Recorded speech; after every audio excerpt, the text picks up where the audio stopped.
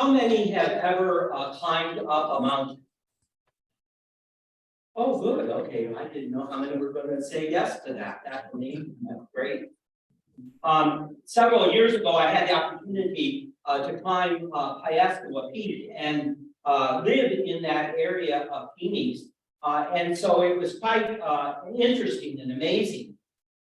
Very difficult as you get towards the top of Pyastua Peak to climb it. It's not an easy path at all. So sometimes the appearance of the mountain from a distance looks better than when you get up close and personal with it.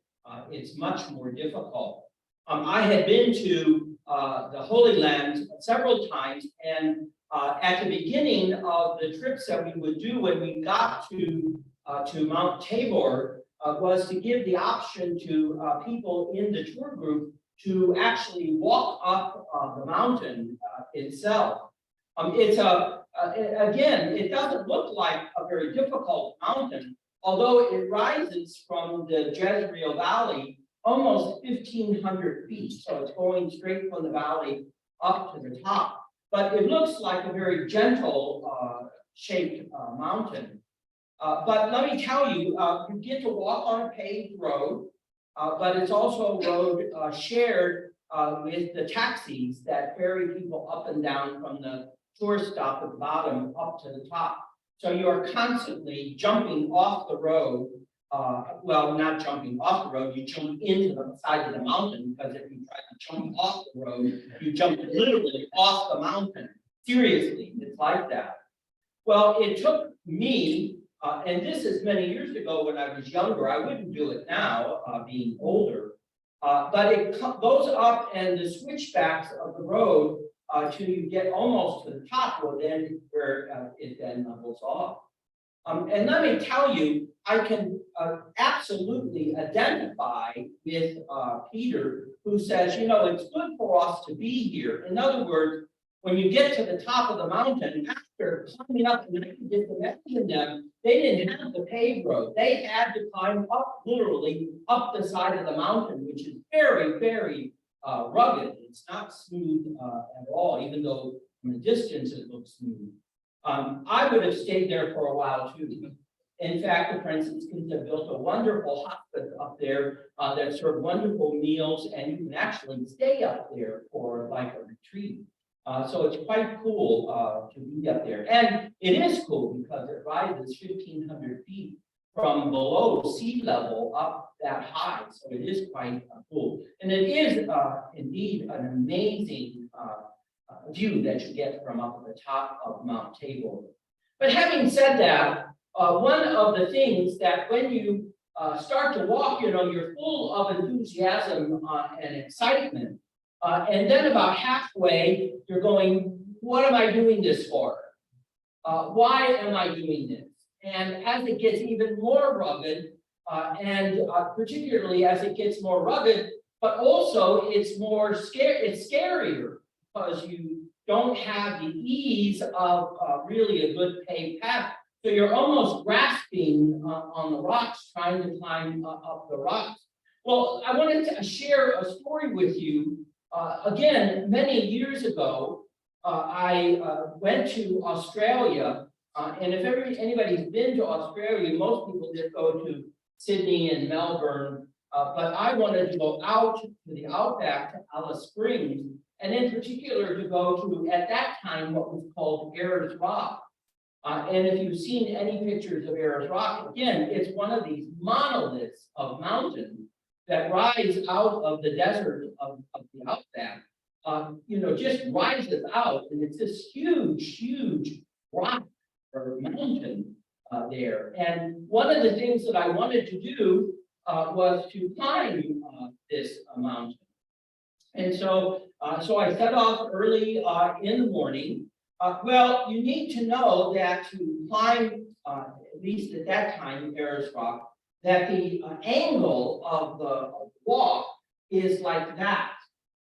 So in order to climb that angle, they installed a chain that you could grasp and pull yourself up with, because that's basically how steep the climb was. Well, even as a short person, the chain was like down here. So here you are trying to climb at this almost 45+ degree angle while you're grasping the chain. Because literally the side of this mountain is totally smooth.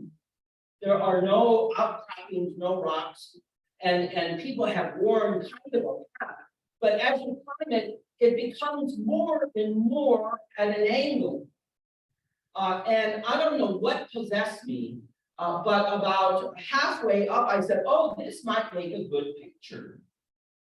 And at that point, long before cell phones, I had a camera, so I had to try to get my camera out.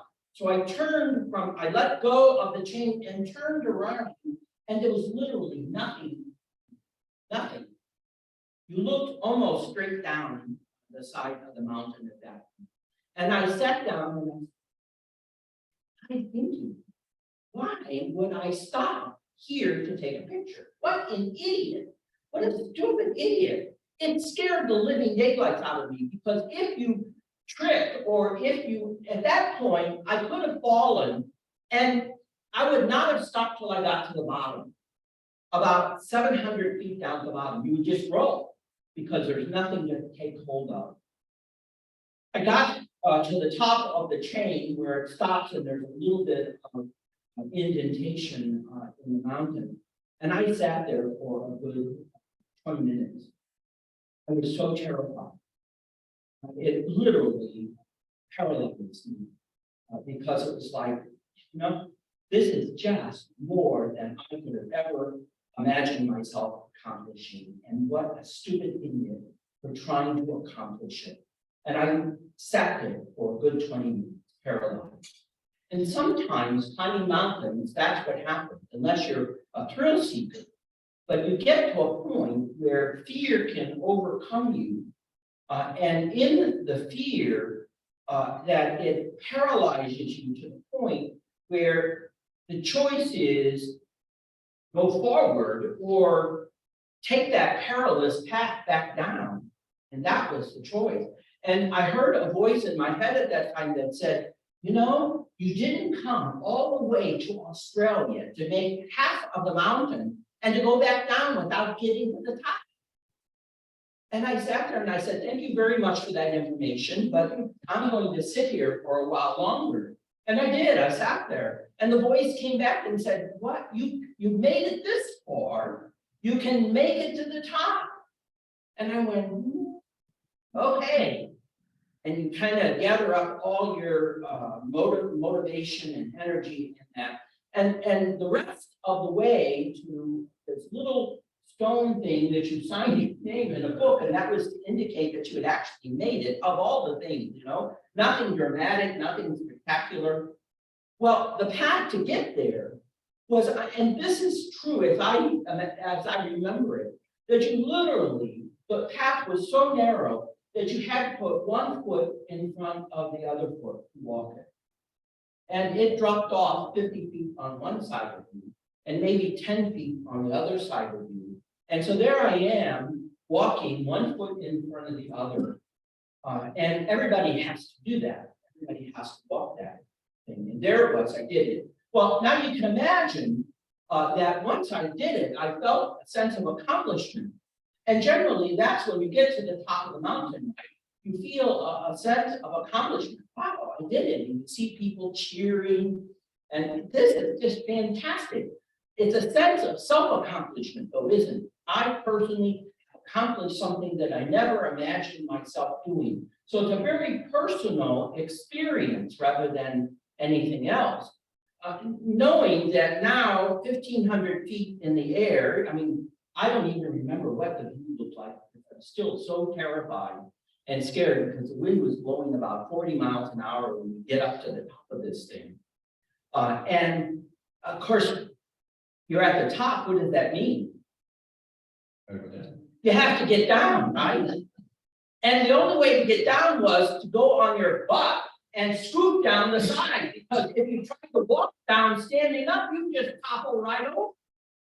You literally had to sit down, and there I was, taking even longer to go down than to go up because of the fact that you had to scoot, and you didn't want to go very far when you scooted because surely you would topple over and down you would go. So in any event, the fear at that point, and I think climbing mountains, if you're not a thrill seeker, it does involve fear that can paralyze. But I need to tell you this because a part of this experience was that I had no clue other than wanting to climb Ayers Rock out in the middle of the outback of Australia.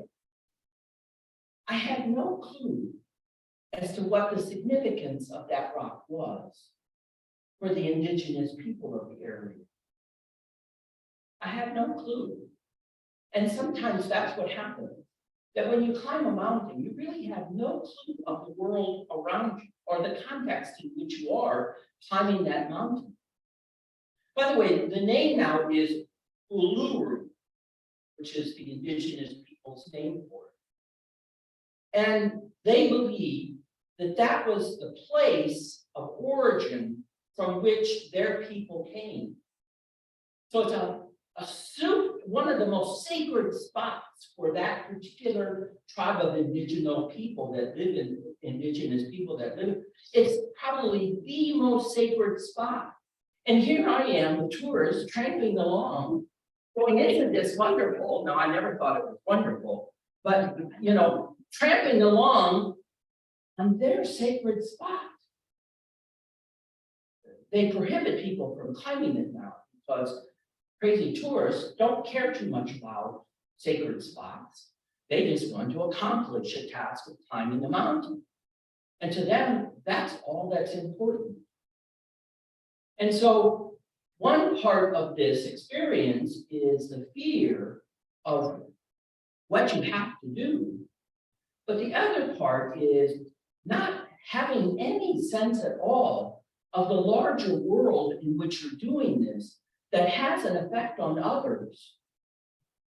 And so to become even more aware of one's, well, in this context, one's biases, prejudices, one's limited view, one's lack of awareness, that also plays into some role in doing this mountain experience.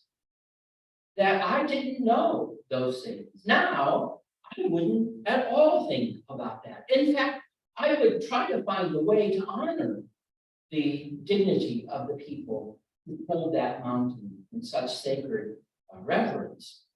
And so we have to, in some way or another, become conscious and aware once we have faced the fear head on, conscious and aware of the prejudices and biases that we carry along with us that limit the scope and the vision that we have of thinking only of ourselves in this regard. And that's one of the most difficult challenges of this. I think that's a part of what, whenever I hear this speech by Reverend Dr. Martin Luther King Jr., I think of, notice what he's saying, right? He's saying somewhere I heard that this is part of our life, being able to assemble, being able to protest. Where did he knew that from the Constitution. But you see what he's directing it at is all of us white people who don't think that Black people, colored people had a right to do those things. And so he's pointing out the prejudices and biases, not of the audience who is sitting before him, but rather of the audience who later this would come to, of saying, you folks out there have got prejudices and biases that are preventing us from being recognized as full people of dignity and respect and honor, who have as much right to do the things that you think you are allowed to do. And so the prejudices and biases that we need to be honest about them, and we need to confront them and face them, and we need to do something about them. Because if we don't do anything about them, this is what's happening.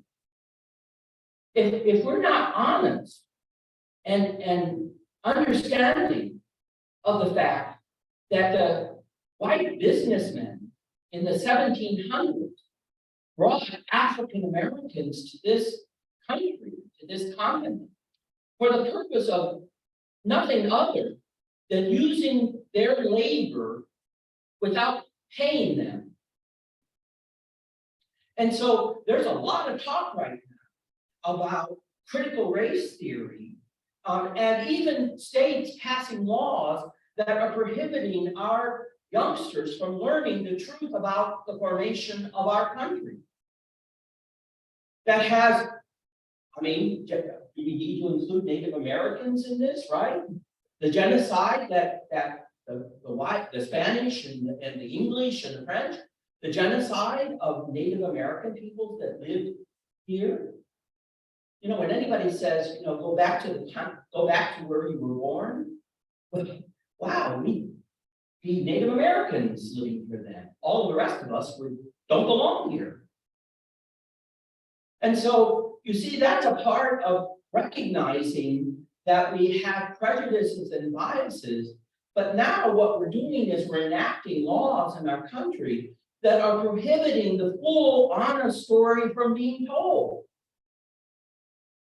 And we need to not only understand that, but we need to be able to respond to it in such a way that doesn't allow that to become the norm here in Arizona, which is close to doing if you follow any of the bills through the legislature. But you see, this not only goes for the story of slavery in our country, but now it's becoming fashionable to also think that we need to silence and put blinders on when it comes to transgender people. We don't want them seen.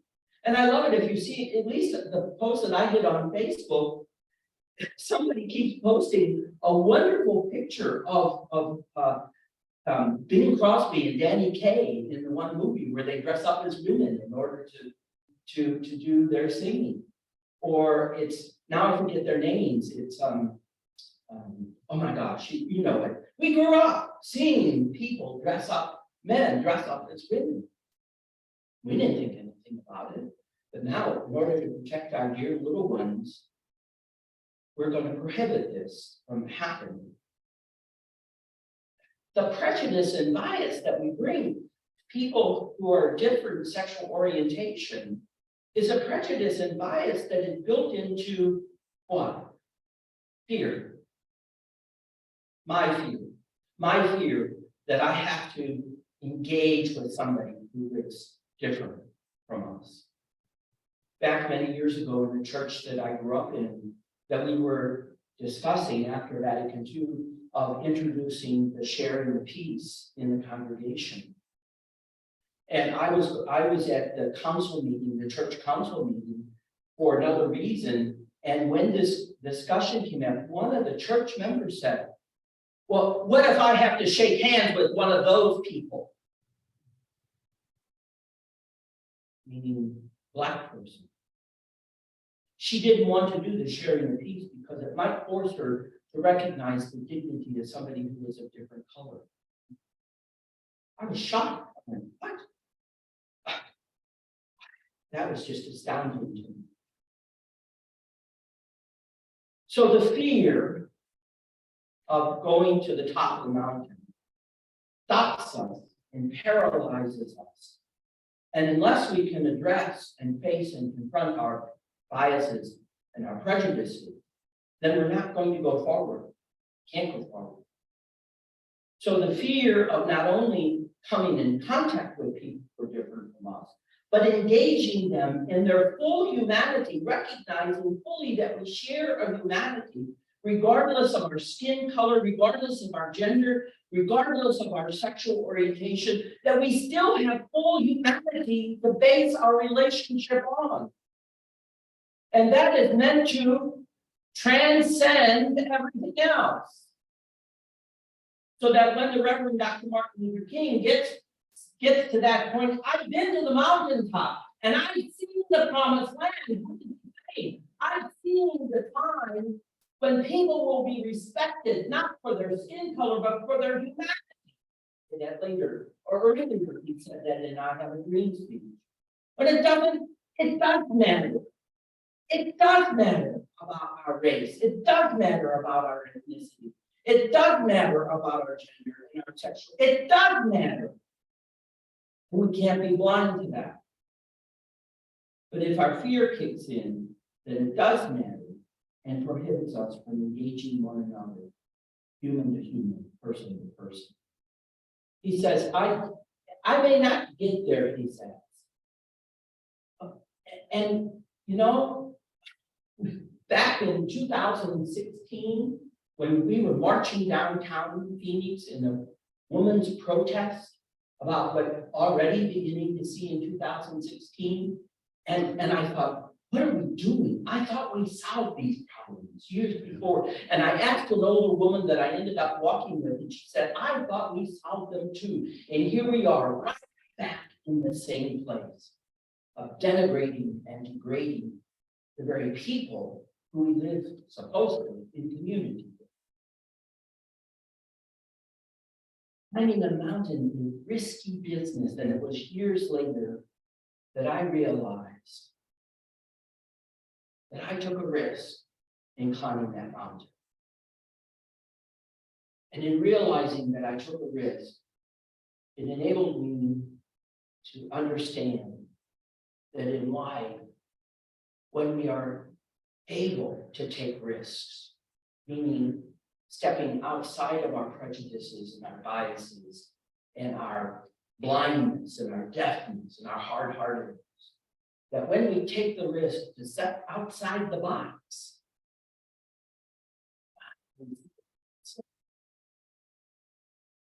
we see time, place, a moment when we engage one another in the full dignity of who we have been made, the divine image of God. And when we do that, you know what happens? We change, transfigured. Notice the last thing that Jesus said to the disciples. Get up. Meaning we got work to do, folks. Don't be afraid. We got work to do. Because you're afraid, stay here. Don't be afraid. We have to go down that mountain, back into that world, and transform and transfigure that world that's the promised land.